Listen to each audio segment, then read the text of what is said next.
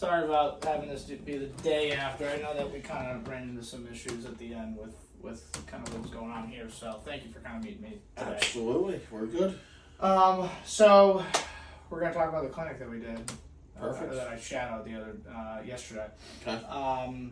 So how did you get into first? I like to ask, how did you get into adaptive golf and I got into adaptive golf a couple years ago. Obviously, I'm an amputee, and so 2019, I started getting into adaptive golf once I lost my leg, and now I am very involved with the Golf Association of Philadelphia and their adaptive no limit clinics, and I enjoy it very much so.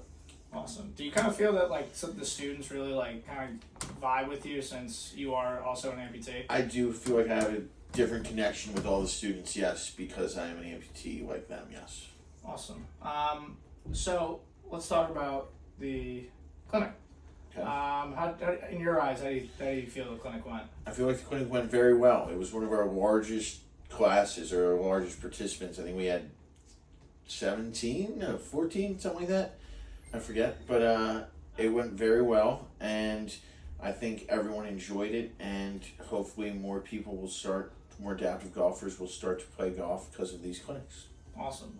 Do you feel that maybe you could have changed a couple things during the session to help either make it more fun, less fun, or actually I should just not less fun, but more fun or more. I would have split up the seated players. I would have them have more the seated players and some of the neurological players. I would kind of separate them from the other amputees just because they're a little bit harder and more hands-on. So I would have actually had them have more of their helpers with some of them, and I would have had more. I would have had a coach just specific to them. I kind of would have made them their own group. Mm-hmm. But other than that, I think it went very well.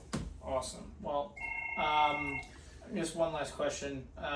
Do you feel that what you're doing with the adaptive clinics is helping people in their everyday lives almost with trying to take what happened to them on the golf course? Like, do you have that feeling that Yes. they're helping them? I think it's more so helping them their minds and their mental states because a lot of people who are adaptive or amputees or have different struggles in life, they don't always think that they can do everything like everyone else, and these clinics allow them to show themselves that they can play golf just like everyone else, and they can do stuff that they didn't think they could do before.